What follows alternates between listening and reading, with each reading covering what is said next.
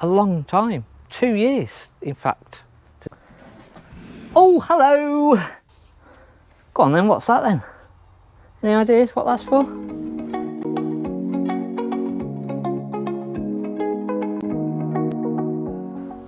TV bracket. It is, outside in the awning. TV. Look at that. Good, isn't it, that? Clever. You've got a 230-volt socket, your aerial, and then there's also a 12-volt, just in case you're going to use a 12-volt TV. But yeah, you don't see that very often, do you? I don't think I've ever seen it. And then it just all stores away. You can't get your TV in there, to be fair. It'd have to be a really, really small TV, which probably defeat the object, to be fair. But what a cracking idea. We're going to have another look at this again afterwards. This van never got sore on any of the videos that we've done, because it came in, literally sold straight away. I'm having a bit of a rant. I wasn't going to do a video today. I haven't really got time to do a video today, which brings me to why I'm doing a video today. Makes sense. Does that make sense? Yeah, I wasn't going to do a video today, but now I'm going to do a video because of something that's happened, that I'm making a video. Now I'm going to do a video because I haven't got time to do a video, but I've got to make time to do a video even though I haven't got time to do a video. Yeah? Still with me? Right. So yeah, I'm having a bit of a rant.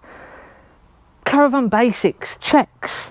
And the reason that I'm doing this video today when I wasn't going to do the video, that I need to do the video because I am doing the video, was because we do storage, we do caravan storage as well.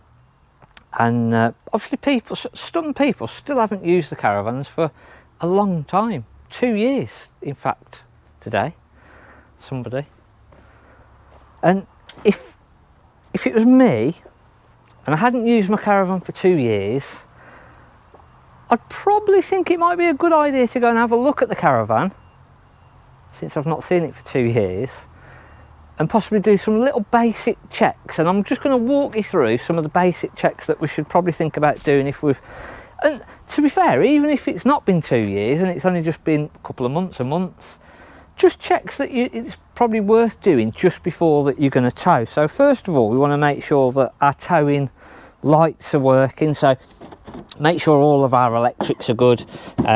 Test it, actually plug it into the car, check all of the lights. Again, sometimes you can go down the road and go over a pothole or something and just the connection goes bad and your brakes or your indicators. So on every journey, obviously on the day when you're going to tow the caravan, you want to be making sure all your lights are working. But probably a good idea the week before you go away, just plug it in, just check that the lights are working. Battery, if you, especially 100%, especially if you've not used it for 2 years and you've got a motor mover and you need to get, the only way that you're going to be able to move that caravan is with the motor mover. You need to make sure your battery is good. So battery, you want to make sure that you've took it home probably a good few weeks before. You've give it a good check, you've tested it, you've charged it. If it's no good, get a new battery. If it's good and you've tested it and you've charged it, actually take it to the caravan, put the motor mover on and just make sure that your motor mover works, because that if you definitely need to use your mover to get it out of your storage spot, off your drive, etc., make sure that motor mover is working. And again, very, very, very important, if you've not used the van for a while, you want to make sure that your tyres are good. So no cracking in the sidewalls of the tyres. There's a little date on the tyres. I don't know whether you'll see that there, 2918. We're in the sun a little bit too much there, but there's a little date stamp. So that basically means 29th week of 2018. So if your tyres are over 5 years, you really, really want to be having a good check. And then tyre pressures, you want to check that your tyre pressures are good, make sure there's no cracks. In date, as I say, between 5 and 7 years, probably have them changed. Some of the newer caravans, we've got so on some of the newer caravans, you'll actually have the tyre pressure on the side like this. If it's an older caravan or you can't see what the actual tyre pressure is, there is a website, and we'll put that down into the description. You can go onto the website, put all of the details of your tyre, so you'll have numbers like 185, 70, 14. You can put those in, whether it's a single or a twin axle, and that will actually give you what the tyre pressure is as well on the tyre and what they should be. So tyre pressures, lights, battery, and then probably just give it a quick check through. Don't turn up on the day that you're going to go away and just expect everything to work perfectly, even though you've not been there for 2 years, and then wonder why you're still 2 hours later trying to get everything working. So yeah, I'm having a bit of a rant, but it's an important one. It is very, very worth doing checks before you go away. It saves all the stress, all the hassle, all the aggravation on the day that you're going away. You just literally want to put your stuff in, hitch up, off you go, no stress, and not cause me any stress as well. So yeah, that's hence why we're doing a video today when we shouldn't have been doing a video. We're inside of the Swift Eccles 650. Now this is about 2019, nice big twin axle caravan, and I wanted just to compare a couple as well as my rant. I thought while we're actually having a rant, I can show you a few vans and a few differences and try and get your opinion of what you like and what you don't like, and whether my opinion is the same as your opinion. So let's have a look. I've gone on enough. I really like these cupboards. I like the design of these cupboards. Now I know that it's probably not going to be everyone's cup of tea, but I do like those. So let us know your thoughts. My wife is behind the camera. She doesn't like this layout at all. She doesn't like it. Thinks that when this door is closed, what is it, too claustrophobic? Yeah. But it's not so bad being on the twin axle. Yes, it does give you more room here, doesn't it? Whereas a single axle, it is a lot more closed up.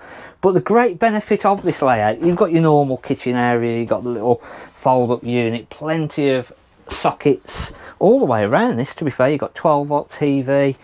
Up at the front, you've got USB. So a good amount of sockets. Nice big fridge freezer as well. And then in the bathroom, we've got this centre washroom again. We've done videos on this type of a layout, but we've not done on with this back bed on a twin axle. So again, you get this nice big washroom in the middle with your separate shower and toilet, and then you can walk round either side into the bed. Now this is where it gets interesting, because I don't know for me whether the bed off the back wall is as good as it is when it comes off the side wall. Now I know a lot of you are going to say, oh no, I prefer this layout, I really like this layout with a bed off the back wall, we can both walk around either side. Now I'm going to give you my reasons why I don't like this quite as much as the bed off the side, and whether it's off that wall or this wall. Number one is you get a storage locker.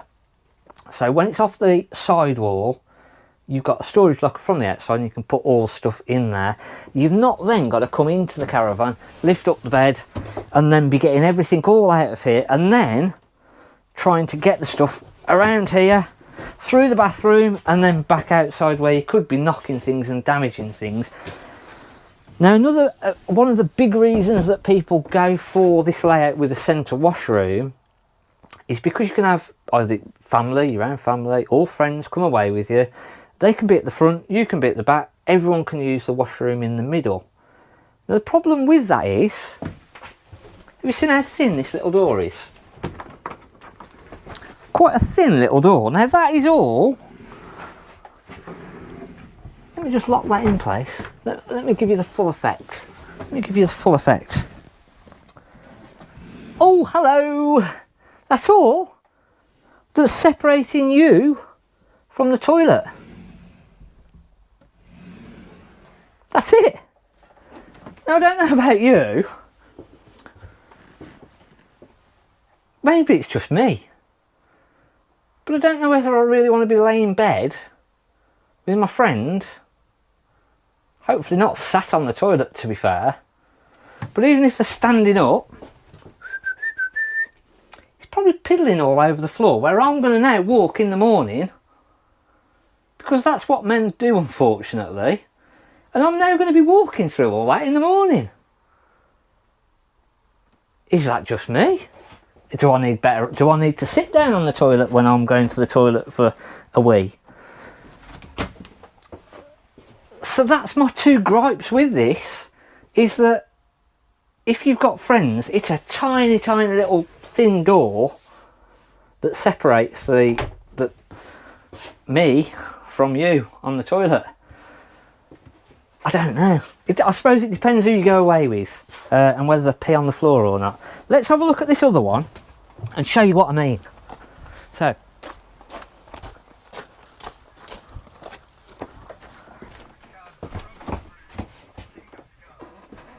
have a look at that. Proper wall. Proper wall. I'm not now walking through the piddle on the floor. I've got as much room to walk around the bed each side as the other one. Maybe not quite this side because we've got the radiator from the Aldi Central heating. But all of my stuff then just slides underneath of that bed through that locker.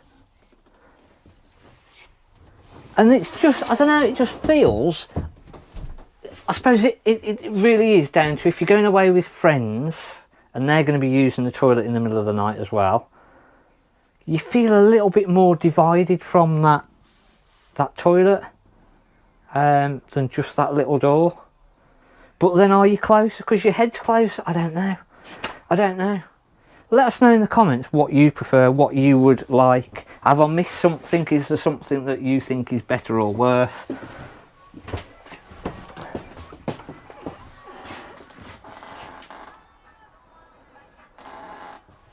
And yeah, just let us know in the comments what you think.